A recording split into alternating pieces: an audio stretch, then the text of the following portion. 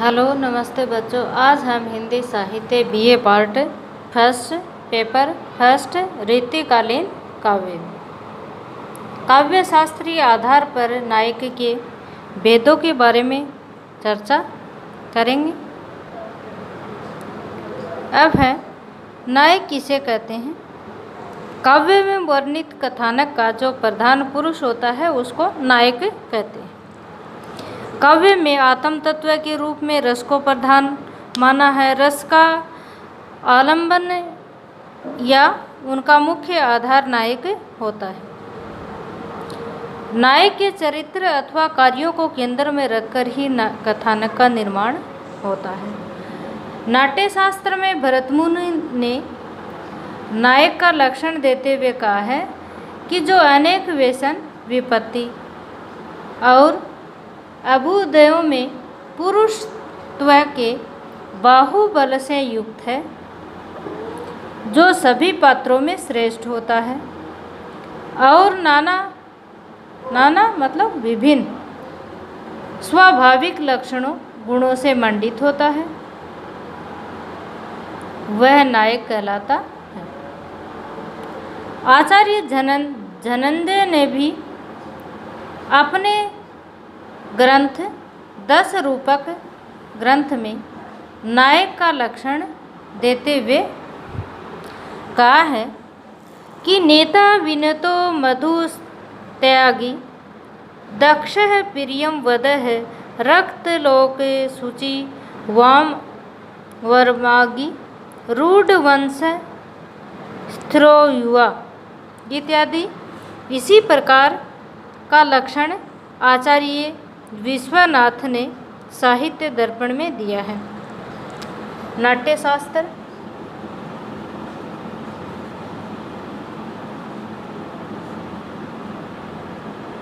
ग्रंथ है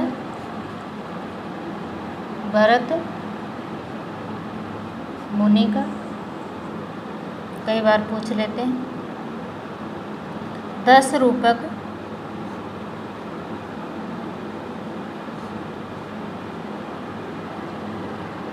रूपक ग्रंथ है धनंजय का।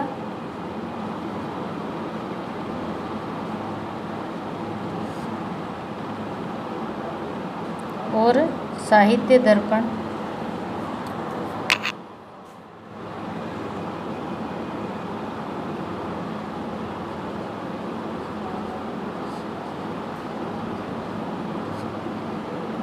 विश्वनाथ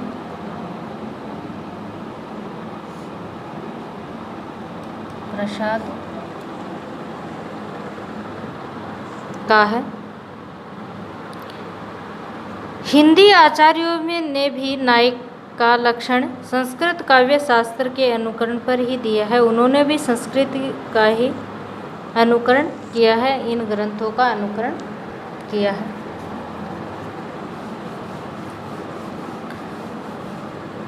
हिंदी के आचार्य जैसे चिंतामणि केशव, जो आपके पाठ्यक्रम में है, चिंतामणि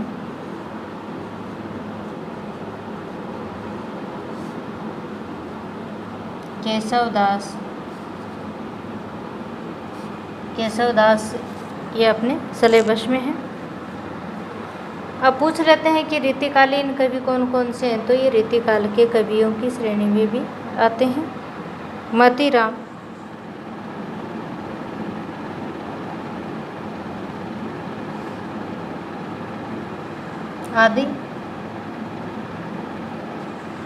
आदि आचार्यों ने भी यही तरीका अपनाया है। आचार्य केशव ने रसिक प्रिया में नायक का लक्षण दिया है। अभिमानी त्यागी तरुण कोक कलानी प्रवीण भव्य क्षमी सुंदर धनी शुचि रुचि सदा कुलीन। रीतिकाल के कुछ आचार्यों ने नायक के वर्गीकरण के और उनके स्वरूप को स्पष्ट किया है, जो कुछ नायक के लक्षण और भेदों के बारे में वर्गीकरण भी किया है। नायक का वर्गीकरण भरतमुनि के नाट्यशास्त्र में अभिनय की दृष्टि से 4 प्रकार के बताए।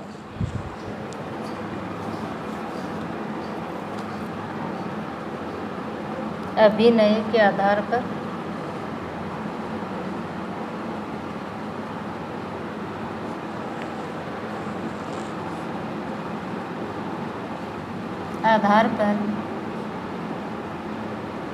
नायक के 4 भेद होते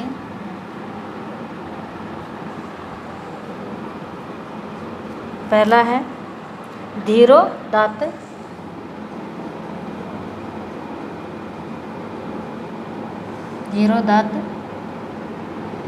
दूसरा है धीर ललित,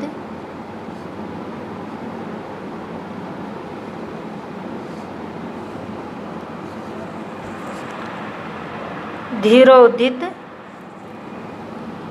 धीरोधत,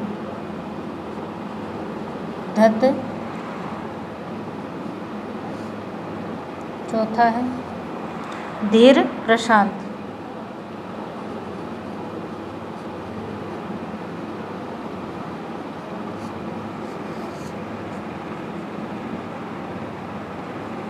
भरत मुनि ने नाट्य शास्त्र में ये अभिनय के आधार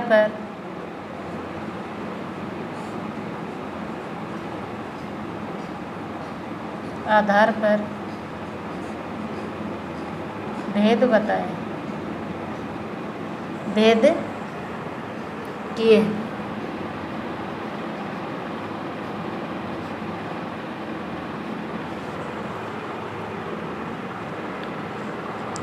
इसके अतिरिक्त नायिका के प्रति व्यवहार के आधार पर भी उन्होंने 4 प्रकार के नायकों का भी वर्गीकरण किया है।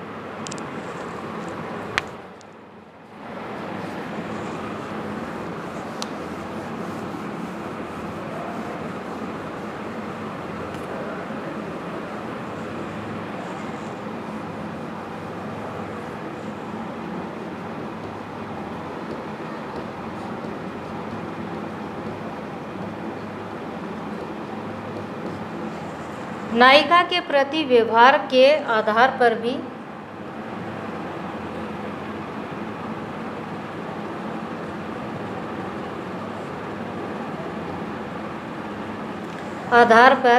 नायक के 4 भेद किए हैं। उत्तम, मध्यम, अधम कोटि के बताए। अग्नि पुराण, काव्य अलंकार, सरस्वती कंठाभरण और शारदा तनय के भाव प्रकाश में भी लगभग इसी प्रकार के वर्गीकरण करते हैं। रीतिकालीन कवि आचार्यों में केशवदास, नंददास देव ने उपर्युक्त परंपरा का अनुसरण किया, परंतु कुछ आचार्यों ने भानुदत्त की रसमंजरी को आधार मानकर नायिका एक दूसरा प्रकार भी अपनाया।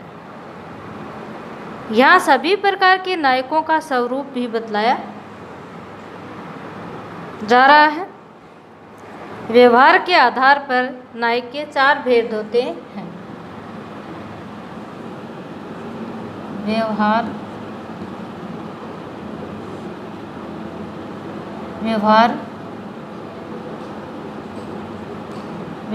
के आधार पर भी 4 भेद बतलाए। अनुकूल नायक पहला है अनुकूल नायक, दूसरा है दक्षिण नायक,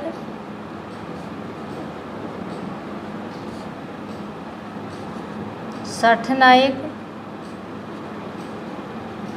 और धृष्ट नायक। ये भी किसके आधार पर? व्यवहार के आधार पर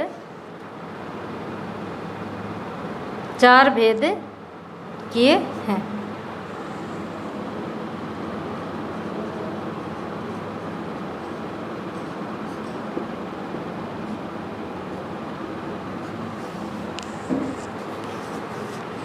अब है अनुकूल नायक। अपनी स्त्री या नायिका के अतीव प्रेम रखने वाला तथा पर नारी के विमुख रहने वाला अनुकूल नायक कहलाता है। आचार्य मतीराम ने रस राज में, इनका प्रसिद्ध ग्रंथ है, मतीराम के ग्रंथ का नाम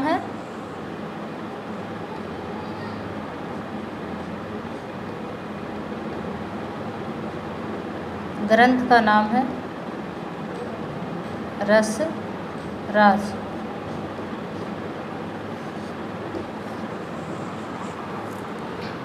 रस राज में ये लक्षण दिया है, सदा अपनी नारी सो राखे अति ही प्रीति, पर नारी ते विमुख जो हो अनुकूल सुरीति। दक्षिण नायक जो बहुत सी रानियों के समान और प्रेम प्रदर्शित करता है। नई नायिका से प्रेम होने पर भी वह पूर्व नायिका के प्रति अपना प्रेम व्यवहार है वो बनाए रखता है, अपने प्रेम व्यवहार में कमी नहीं लाता है, यदि दूसरी पत्नी भी उनके होती है तो। उसे दक्षिण नायक कहते हैं। मतीराम कृत रस राज में भी इनका लक्षण दिए हैं। एक ही भांति सब तीयन मतलब स्त्रियों से, सो जाको होय स्नेह है, सभी से स्नेह करता है, प्रेम करता है। सो दक्षिण मतीराम कही, वही क्या होता है, दक्षिण नायक होता है। बरनत है मति गे। सठ नायक जो स्वयं अपराध करने पर भी नायिका से मीठी मीठी बातें करता है। अन्य नायिका से प्रेम हो जाने पर भी पूर्व नायिका से भयवंश या स्वार्थवंश या श्रृंगारिक चेष्टाएं करता है, उसे सठ नायक कहते हैं। आचार्य केशव ने रसिक प्रिया में इसके लक्षण दिए हैं। मीठी मुँह है मीठी बातें कहे, निपट कपट जिए जानी, जानी न डर अपराध को, सठ कर ताहि बखानी। धृष्ट नायक नायिका द्वारा हजारों बार धिक्कारने पर भी क्या होता है, लज्जित नहीं होता है। अपराध करने पर भी निशंक अर्थात जो डरता नहीं है, तथा दोषों के प्रत्यक्ष होने पर भी, उनके दोष हैं वो सामने आने पर भी, प्रत्यक्ष सामने आने पर मिथ्या भाषण करता रहता है, उसे धृष्ट नायक कहते हैं। भाषाभूषण में इनका लक्षण दिया गया है। आवत लाज न धृष्ट को किए कोटि धिकार, की बार बार धिकारने पर भी, हजारों बार धिकारने पर, सैकड़ों बार पर भी वह वापस उसी के पास आ जाता है। आचार्य केशव ने इनके प्रच्छन्न अथवा प्रकाश के 2 प्रभेद स्वीकार किए हैं। मतीराम, देव, पद्माकर आदि सभी ने लक्षण समान है तथा सभी ने साहित्य दर्पण के भेदों का अनुकरण किया है। धर्म के अनुसार भी 3 भेद बताए हैं।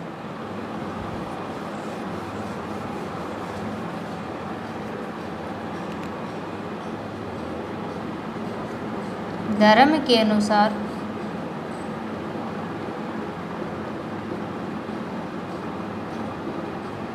तीन भेद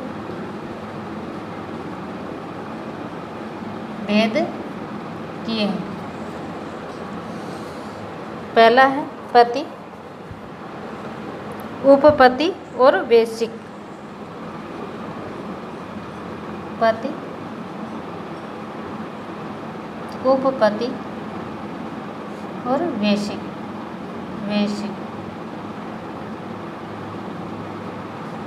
ये धर्म के अनुसार भेद किए।